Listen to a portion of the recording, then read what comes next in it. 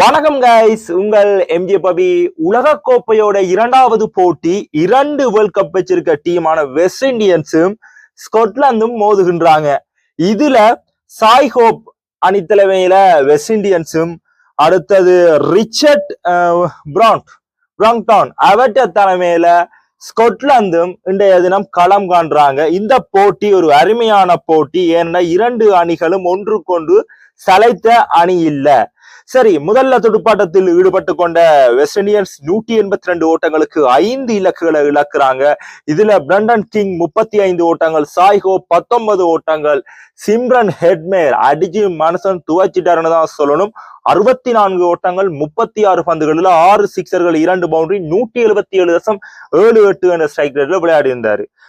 ரோவன் Powell 24 ஓட்டங்கள், ரொமாரியஸ் சஃபட் 26 ஓட்டங்கள். பந்து வீச்சில ஸ்காட்லாந்து அணி சார்பாக அதிகபட்சமாக பிரான் ஹரி அவர்கள் 4 ஓவர்கள் வீசி 23 ஓட்டங்களை விட்டு கொடுத்து 2 இலக்குகளை சாய்த்திருந்தார்.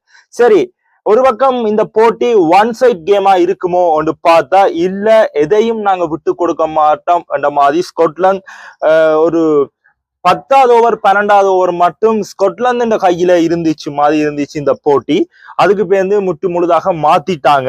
குறிப்பாக இதுல ரிச்சர்ட் பிராங்டன் அணித்தலைவர்ன்றதுக்காக ஒரு ஸ்கோரை அடிச்சிருந்தாரு. தலை சிறந்த ஒரு ஸ்கோர் 42 ஓட்டங்கள், 24 பந்துல 2 சிக்ஸர், 3 பவுண்டரி. அதே மாதிரி டாம் 35 ஓட்டங்கள். அதற்கு பேர்ந்து எவருமே ஸ்கோர் ஒழுங்கா பண்ணல. இந்த போட்டியில இரண்டாவது போட்டியிலே ஹட்ரிக் பதிவாயிருக்கு. ரொமாரியஸ் சபட் 16வது ஓவர்ல ஹட்ரிக் விக்கெட் அள்ளி இருந்தாரு.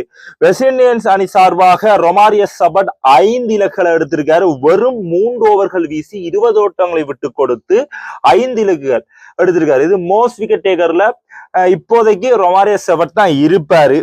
அடுத்ததாக ஹோல்டர் 3 இலக்குகளை எடுத்திருந்தாரு. நீண்ட நாட்களுக்கு பின் அவருடைய இன்னிங்ஸை நான் பார்த்திருந்தேன். 3.5 பந்து பரிமாற்றங்களை 30 ஓட்டங்களை விட்டு கொடுத்து ஓரளவான எக்கானமிக் 7.8 என்ற எக்கானமிக்ல போட்டிருந்தாரு. அதே மாதிரியே சமத் ஜோசப் ஒரு இலக்குகளை எடுத்திருந்தாங்க. உண்மைக்குமே ஒரு அருமையான வெற்றி.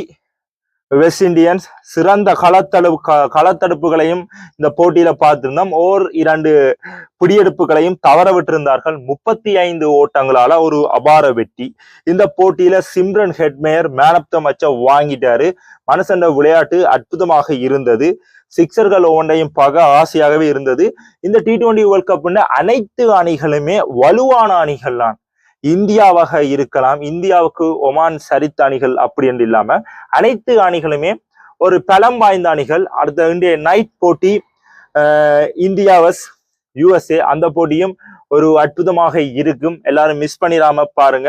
உங்கள் MJ Pavi sports and society நியூஸ்ல வருவன் ரிவ்யூவோட டாடா.